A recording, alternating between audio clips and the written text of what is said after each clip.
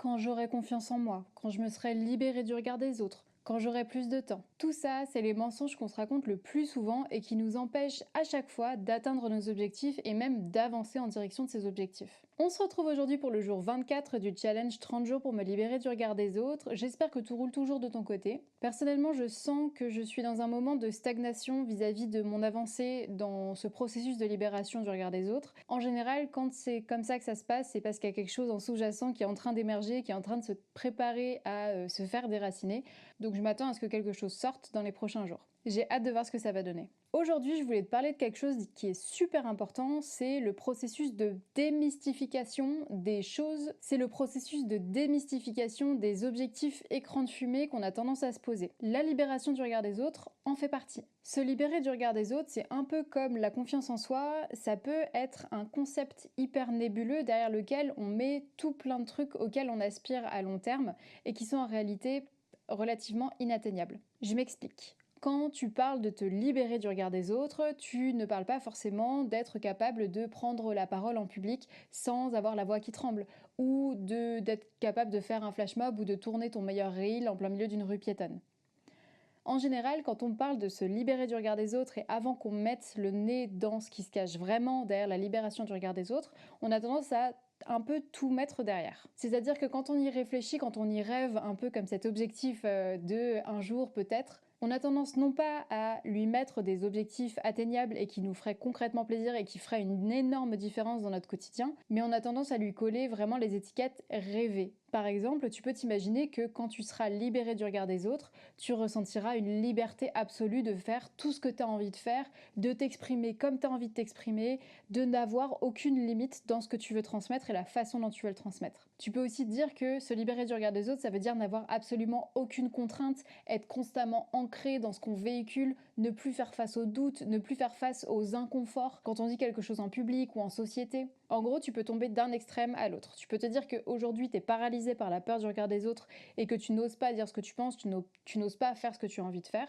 et que le jour où tu seras libéré du regard des autres, tu tomberas exactement de l'autre côté, donc avec une absence absolue de doute, d'inconfort et un ancrage presque divin. Et je trouve que c'est un peu comme la confiance en soi.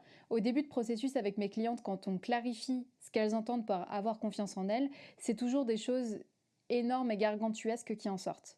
C'est ne plus jamais douter, c'est se sentir légitime peu importe ce qu'elle fait, c'est se sentir experte, c'est pouvoir prendre sa place, occuper sa place, poser des limites sans aucune problématique, sans aucune forme de culpabilité. En vrai, les changements internes, ça ne se passe pas du tout comme ça. Et ça se passe pas comme ça parce que ça ne se passe pas non plus à grands coups de déclic. Il s'agit pas d'un moment révélation où tu te libères d'un coup du regard des autres comme si tu te libérais d'une chape de plomb qui t'entourait et tu tombes dans l'autre extrême. Les changements internes, c'est un processus qui se fait par répétition, qui se fait par petit à petit. Et c'est pour ça qu'il suffit pas juste de taper une chorégraphie, comme je te disais, au milieu d'une place piétonne, pour te libérer du regard des autres. En réalité, c'est quelque chose qui se fait en interne et beaucoup plus en sous-marin. C'est vraiment un truc qui se construit brique par brique. Alors, qu'est-ce que ça veut dire? Ça veut dire que quand tu as tendance à te dire que tu feras ça quand tu seras libéré du regard des autres, quand tu as tendance à te dire je lancerai ma chaîne YouTube ou je me mettrai sur les réseaux quand je serai libéré du regard des autres, ce que tu fais, c'est que tu es en train de te donner une excuse.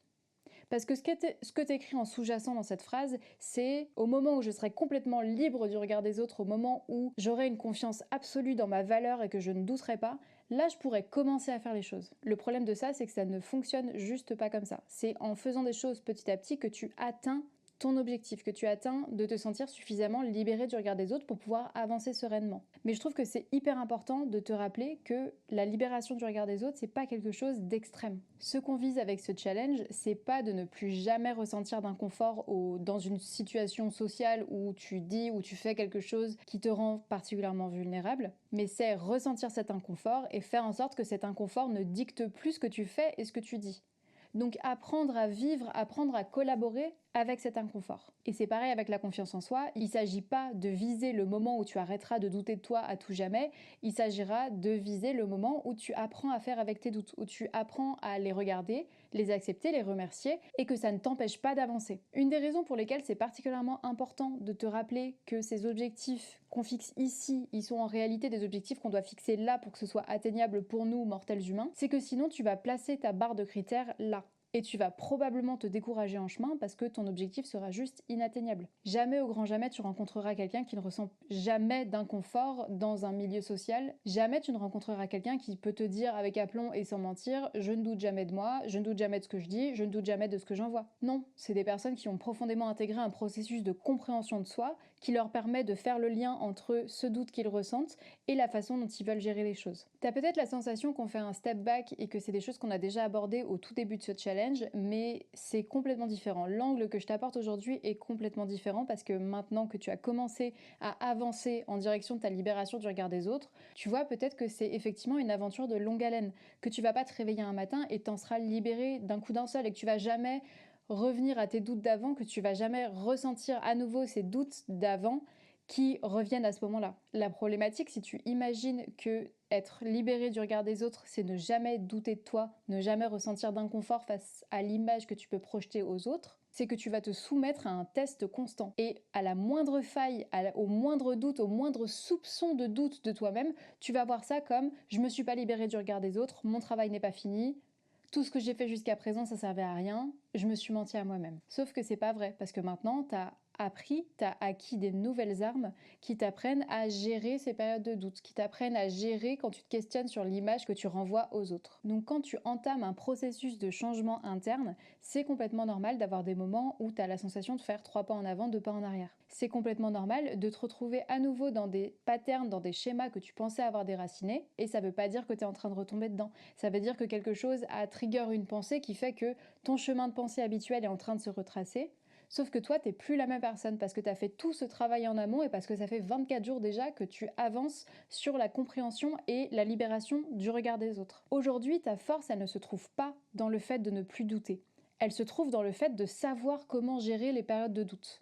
Et c'est ça qui change tout. Parce que quand tu comprends que tu es dans un processus d'apprentissage constant, t'arrêtes de constamment te soumettre à l'épreuve et de constamment voir chaque petite faille dans ton raisonnement ou ton comportement ou ce que tu dis comme un manquement absolu à l'image, à la nouvelle image que tu es en train de te coller. Et surtout, c'est hyper important pour le processus de responsabilisation interne. Si tu places des attentes inatteignables derrière l'idée de te libérer du regard des autres, qu'est-ce qui va se passer dans les moments où tu seras challengé là-dessus, dans les moments où tu douteras et où tu ressentiras un inconfort vis-à-vis de l'image que tu projettes chez les autres? Ce qui va se passer, c'est que tu vas te blâmer. Soit toi, soit les personnes qui t'entourent et qui ont créé cette situation, soit l'environnement. Tu vas forcément chercher un responsable. Et si ce responsable t'estime que c'est toi, ce que tu vas en tirer, c'est de la culpabilité. La culpabilité de ne pas être au niveau malgré tous les efforts que tu pensais avoir fournis jusqu'à présent. Et là, tu vois bien le cercle vicieux d'auto-sabotage qui se présente, c'est que plus tu vas douter de toi, plus tu vas te blâmer de douter de toi, et plus tu vas rentrer dans le cercle infernal du doute et de l'auto-culpabilisation, qui va t'empêcher de prendre des initiatives,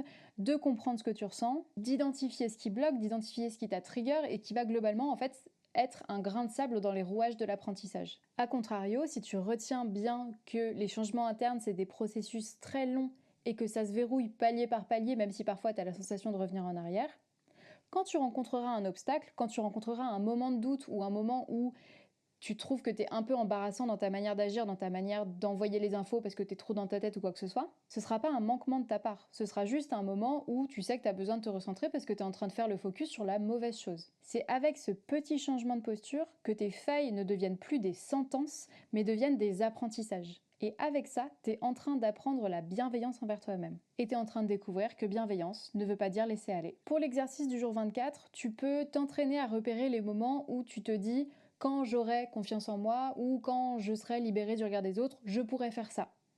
Repère ces moments où tu te dis ça et repère exactement ce que c'est le je pourrais faire ça. Qu'est-ce qui se cache derrière? Est-ce que c'est une action? Est-ce que c'est quelque chose que tu voudrais incarner et que tu t'empêches d'incarner? Est-ce que c'est une pensée? Est-ce que c'est une façon de te présenter aux autres? Identifie ce qu'il y a derrière et une fois que tu t'es débarrassé de cette excuse de quand j'aurai ou quand je serai, demande-toi ce que tu peux faire dès aujourd'hui pour avancer en direction de cette version de toi que tu aimerais développer et que tu aspires à développer. C'est quoi le premier pas que tu peux prendre aujourd'hui et qui t'emmène en direction du sommet de la montagne que tu viens d'identifier? Au-delà de cet exercice, n'hésite pas à regarder cette vidéo ou réécouter cet enregistrement plusieurs fois, parce que le fait d'identifier que ce simple changement de posture peut transformer un champ de mine en champ des possibles, c'est absolument essentiel et ça t'ouvre un nombre incalculable de portes. Et petit point de la fin, si tu ne trouves aucune phrase où tu te dis quand j'aurai confiance en moi ou quand je serai libre ou quand j'aurai du temps, nanana, C'est très bien, ça veut dire que tu es déjà dans un processus de responsabilisation, ça veut dire que tu es déjà toi-même en train de créer les opportunités qui te permettent de grandir plutôt que d'attendre qu'un environnement magique et absolument nébuleux te les fournisse. Sur ces belles paroles, n'hésite pas à noter dans les commentaires les phrases excuses que tu as identifiées, je me ferai un plaisir de les débunker avec toi. Et en attendant de lire tes commentaires, je te dis à demain pour le jour 25 du challenge 30 jours pour me libérer du regard des autres.